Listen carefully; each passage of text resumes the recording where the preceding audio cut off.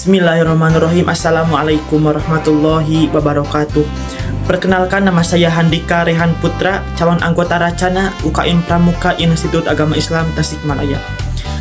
Di sini saya akan mengujikan SKU poin 1 tentang tata cara pengurusan jenazah. Pengurusan jenazah ya pasti dilakukan oleh manusia yang masih hidup. Dan kewajiban manusia yang masih hidup kepada jenazah itu ada 4 dalam ilmu fikih. Yang pertama memandikan, yang kedua mengapani, yang ketiga mensolatkan, dan yang ketiga menguburkan. Kita rinci satu persatu agar kita paham semua. Yang pertama memandikan atau mengaduskan. Kita tempatkan jenazah itu lebih tinggi daripada air. Airnya harus yang bersih, suci lagi mensucikan. Dan disunatkan ditambahkan wangi-wangian seperti bunga atau apapun itu yang wangi.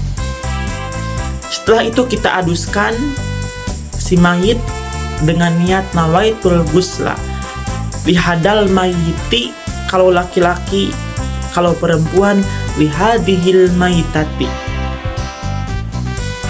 lillahi ta'ala. Terus setelah itu kita agak gosok-gosok sedikit kulit si mayit, tapi agak lembut. Terus jika ada keluar najis, kita bersihkan dulu najisnya. Terus kita mandikan lagi. Disunatkan untuk adus mayit sebelah kanan terlebih dahulu, lalu sebelah kiri.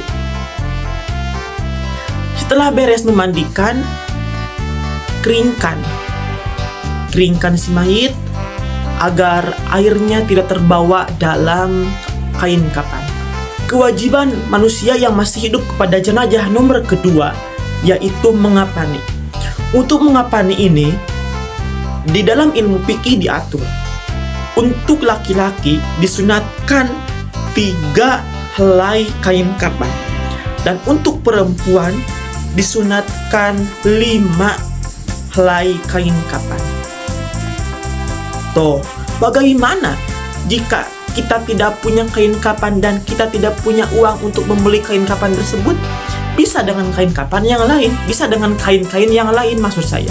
Bisa dengan seperti selimut. Itu kalau urgen ya. Kalau urgen kita tidak punya uang dan kita tidak punya kain kafan, bisa dengan kain-kain yang lain. Tapi diutamakan jika ada dengan kain kafan yang warna putih. Untuk laki-laki 3 helai, untuk perempuan 5 helai.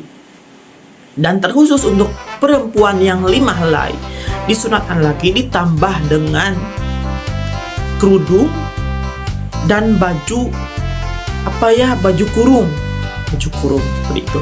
Untuk laki-laki mah ada tambahan, disunatkan dengan memakai sorban seperti itu. Kita persiapkan terlebih dahulu kain kafannya, dan setelah siap, maka jenazah yang tadi sudah dimandikan kita angkat ke atas kain kafan tersebut, lalu balut dengan rapi dan memakai tali 5 tali. Yang pertama di atas kepala, terus di dada, terus di pinggang, terus di bitis, dan yang terakhir di bawah kaki. Jadi 5 tali yang diterapkan pada jenazah tersebut. Kewajiban manusia yang masih hidup kepada jenazah yang ketiga yaitu menyolati. Menyolati di sini biasa dilakukan di masjid-masjid terdekat dari rumah jenazah tersebut.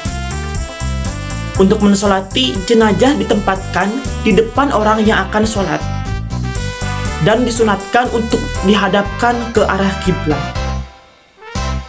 Biasa ada imam, ada makmum. Dan lebih diutamakan makmum itu lebih dari 40 orang.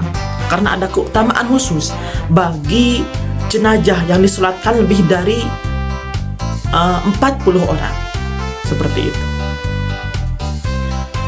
Untuk sholatnya sendiri Tidak seperti sholat-sholat biasa yang 5 waktu, tidak ada ruku, tidak ada sujudnya, tidak ada atahiyatnya. Tapi dalam sholat jenazah ini ada khusus, ada peraturan khusus. Yang pertama niat, usolli ala hadal mayyiti arba'at takbiratin fardal kifayati. Itu untuk jenazah laki-laki. Untuk jenazah perempuan tinggal kita rubah hadal mayitinya jadi hadhil mayitati, seperti itu. Setelah niat baru takbir, dan dalam sholat jenazah ini ada 4 takbir.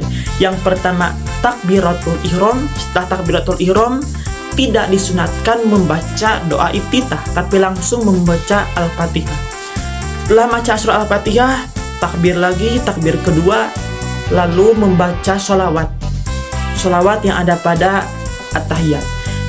Setelah membaca sholawat, takbir lagi, takbir ketiga, yaitu doa.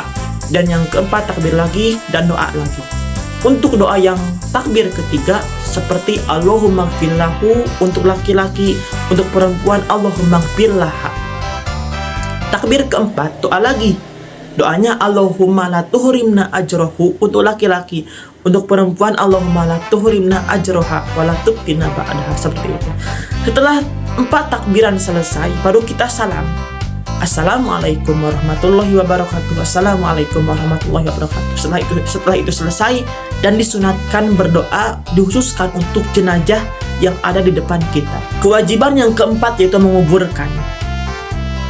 Persiapkan terlebih dahulu kuburannya, kira-kira tidak dapat digali oleh hewan buas.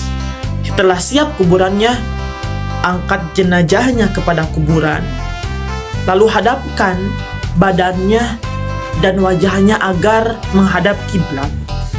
Setelah menghadap kiblat, mukanya yang tadi ditutup kita buka. Terus kapas-kapas yang kita terapkan kepada liang-liang kita buka. Dan setelah itu tali-talinya buka, tali-tali yang 5 itu tadi dibuka. Setelah itu kita terapkan papan di sisinya agar tidak terjadi longsor kecil lah bahasanya.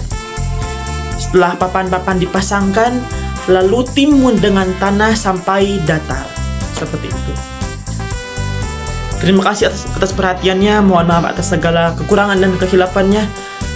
Satya kuku dharmakan dharma kuku baktikan. Salam pramuka. Akhirul kalam. Assalamualaikum warahmatullahi wabarakatuh.